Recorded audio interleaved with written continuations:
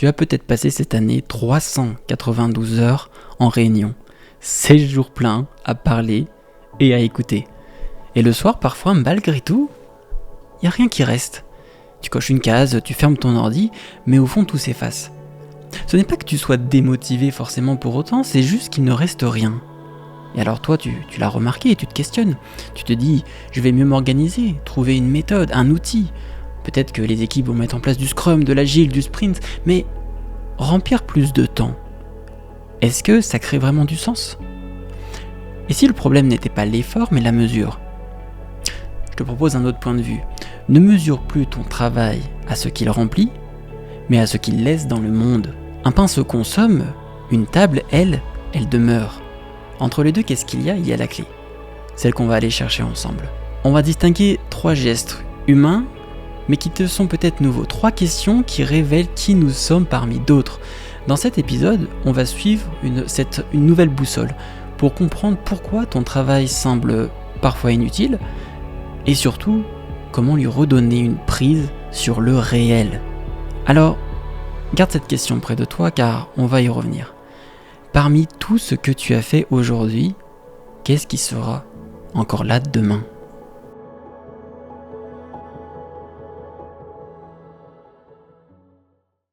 Tu connais peut-être cette sensation étrange le soir. Tu as l'impression d'avoir tourné une machine qui tournerait tout aussi bien sans toi. Et pour cause, c'est pas que t'es inutile, c'est qu'on confond souvent le mouvement et l'avancée. Les chiffres d'ailleurs nous donnent un peu le vertige quand on les regarde. Jusqu'à 275 interruptions par jour. Des pings, des messages, des fenêtres qu'on ouvre et qu'on referme, comme si chaque micro-demande était vitale. 11 heures de réunion par semaine et parfois même plus. Et pourtant, la concentration, elle s'effrite. Ce n'est pas un reproche que je te fais, j'ai le même constat. Mais tu es pris dans un flux qui ressemble à du travail, mais qui n'en est pas vraiment. C'est autre chose, et c'est difficile de mettre la main dessus. C'est une sorte de vide, je le connais, et tu le connais aussi, tu le ressens, sinon tu ne serais pas là. Et on peut en parler sans forcément le juger. On peut même lui donner un nom. Remplir sans construire. C'est quand tout bouge, mais que rien ne tient. Alors, regarde doucement ta journée. Où est-ce que quelque chose pourrait commencer à prendre corps ? Un rapport qu'on lit vraiment, un outil que d'autres utilisent vraiment, et une décision qui reste quelque part, qui a un sens. Rien de forcément héroïque, en tout cas pour commencer, juste assez pour que à la fin, il reste quelque chose. C'est finalement peut-être tout ce qu'on pourrait demander. Et si ce malaise ne venait pas d'un manque de motivation, mais d'un mot trop large, le travail, qui mélange des gestes très différents, des mœurs très différentes, des manières de faire très différentes, peut-être qu'en les distinguant, la boussole du sens pourrait revenir.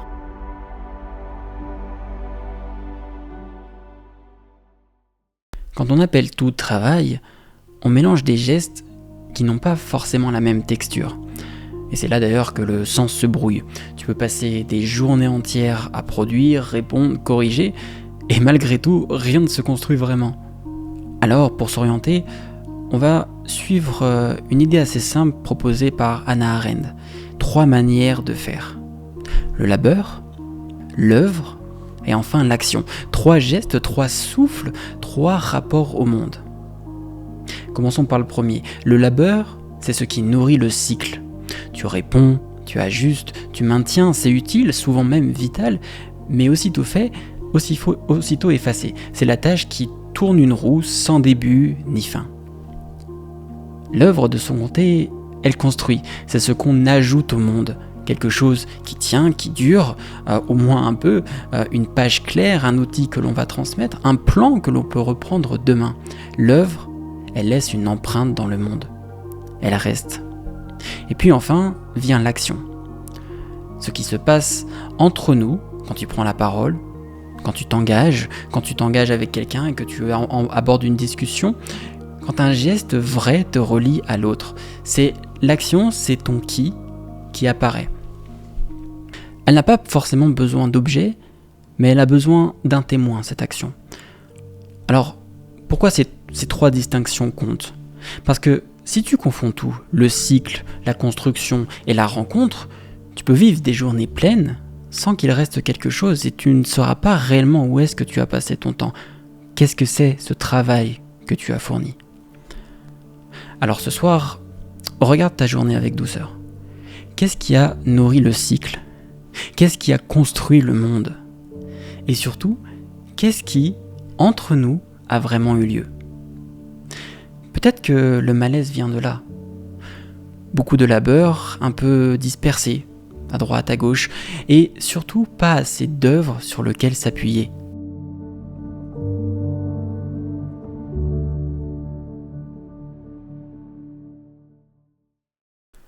Entre le pain et la table, il n'y a pas qu'une différence d'objet, il y a deux manières de vivre son travail. Précisons un peu ce concept de labeur. C'est ce qui s'épuise. Il se dépense sans rien laisser derrière lui, tu réponds, tu ajustes, tu nourris, c'est utile, c'est même vital, mais ça disparaît aussitôt. C'est comme une story Instagram qu'on regarde, puis qu'on oublie tout simplement. Le pain, il nourrit, puis il s'efface. De son côté, elle, l'œuvre, elle construit. Elle façonne quelque chose qui tient dans le monde, un rapport qu'on peut transmettre, un outil réutilisable, un texte qui est clair, une mélodie qui revient. Ce n'est pas une question d'effort, mais d'empreinte. Une table, elle traverse le temps, un bon film aussi, et parfois, une phrase bien dite, plus encore que nous. Mais attention, et c'est important, il ne s'agit pas forcément de mépriser le labeur pour autant. Il porte l'urgence de vivre, c'est lui qui maintient le monde en mouvement. Le problème, il commence seulement quand on ne lui demande ce qu'il ne peut pas donner, c'est-à-dire de la durée. Alors, la vraie question, elle n'est pas combien d'énergie j'ai mis, mais combien de temps cela restera-t-il? Essaie de sentir ça. À la fin d'une journée, ce que tu as fait, est-ce que ça se consomme ou est-ce que ça demeure? Une journée pleine de pain, elle s'efface. Une journée où tu poses ne serait-ce qu'une petite table, elle peut changer la semaine. Cette distinction, ce qu'elle nous permet de faire, c'est simplement de nous éclairer sans forcément juger. Elle rappelle que la valeur d'un geste n'est pas dans sa vitesse, mais dans ce qu'il laisse dans le monde. Et cette idée, elle prépare aussi la suite, parce que si la valeur, elle vient de la durée, alors nos heures passées ensemble ne comptent vraiment que là où quelque chose apparaît dehors, quelque chose de commun, de tangible, sur lequel on peut revenir. Et il se trouve que dans le monde du travail, c'est souvent la réunion qui est ce lieu commun, le moment où une parole peut enfin s'ancrer.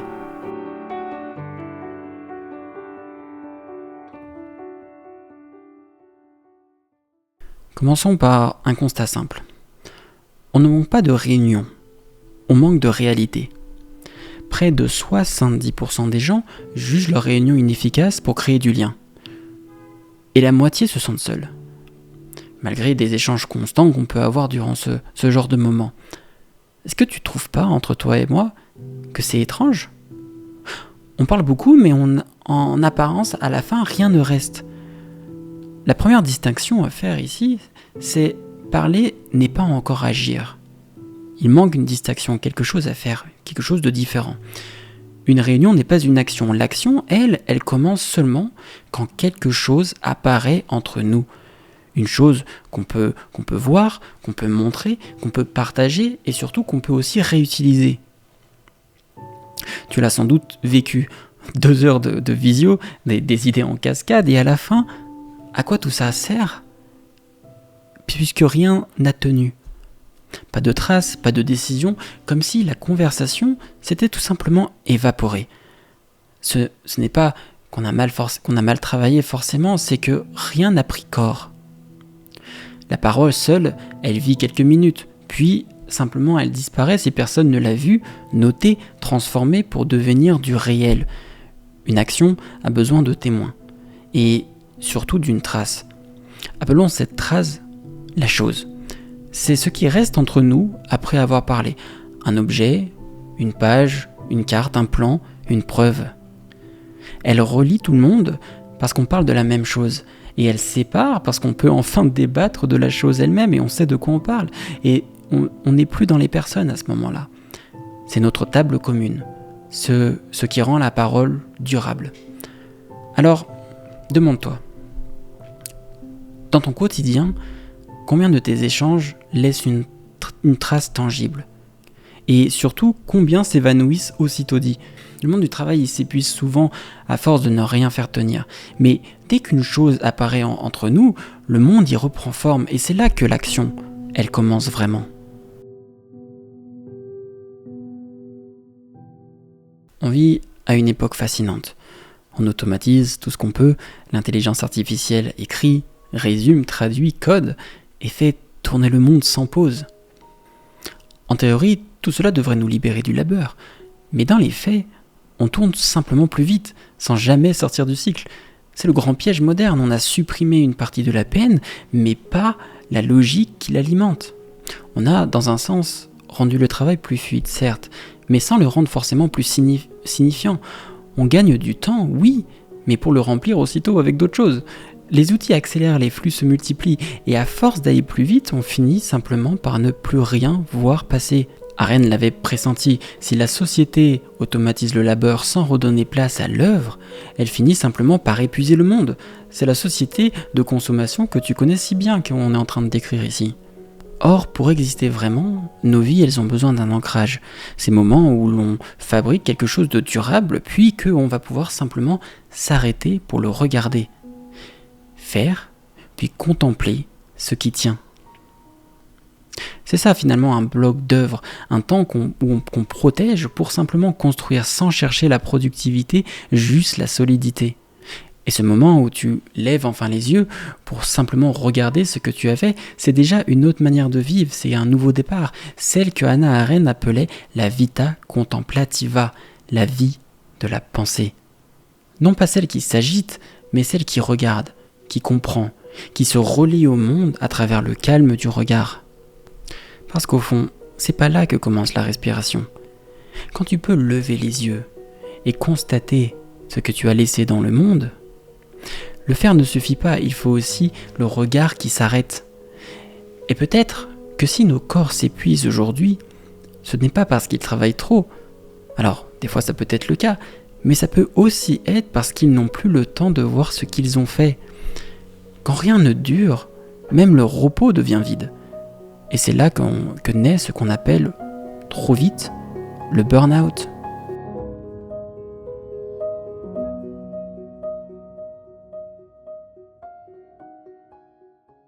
Je te propose une réflexion, c'est et si le burn-out n'était pas seulement trop de charges, mais trop peu de monde ?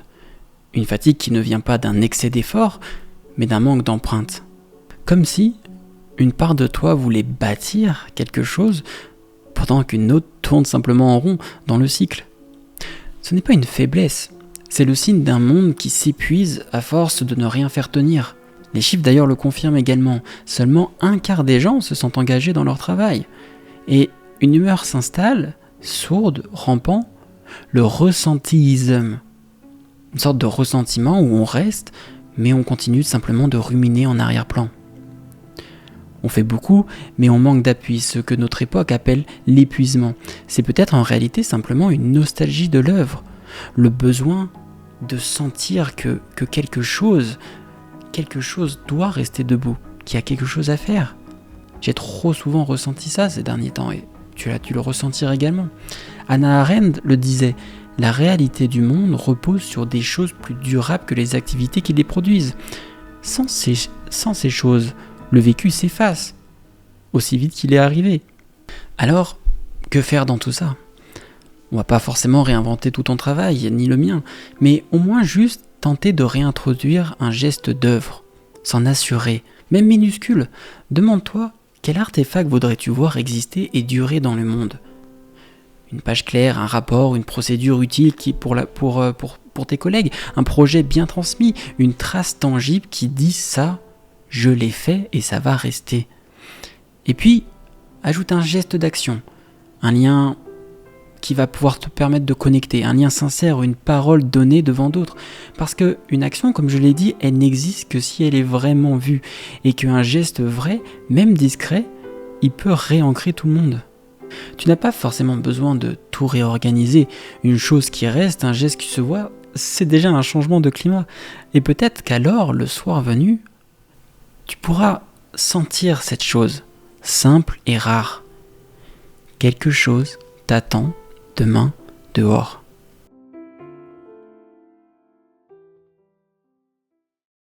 On ne sort pas d'un cycle par la vitesse. On en sort quand quelque chose apparaît et tient. Assez simple pour être posé sur la table commune, assez durable pour te survivre au moins un peu. Parfois, ce n'est qu'une parole donnée devant d'autres, mais c'est pas forcément grand-chose, mais assez clair pour que quelqu'un puisse dire un jour « Oui, cela a eu lieu et c'est resté ». Alors, ce soir, je te repose la question. Qu'est-ce qui restera de toi dans le monde des autres ? Une page ? Un outil ? Un souvenir ? Ou une promesse tenue, visible, qui appelle des témoins ? De mon côté, je chercherai aussi. Je n'ai pas de recette et je n'ai pas toutes les réponses. La pensée ne réalisera rien à ta place, mais au moins, elle peut te réapprendre le regard. Là où le geste devient chose et où la chose, lentement, fait le monde. Parce que, au-delà du labeur de l'œuvre et de l'action, il y a encore une autre forme de vie, celle de la vita contemplativa, la vie de la pensée, ce moment où l'on ne produit plus, où l'on ne parle plus, mais où le regard, lui, il se tient. Et dans ce regard, quelque chose s'inverse. Le monde à son tour, lui aussi, il peut commencer à te regarder. Alors, ce que je te propose, c'est de garder ces questions. Laisse-les respirer avec toi, et peut-être, demain matin, dehors, quelque chose pourra t'attendre.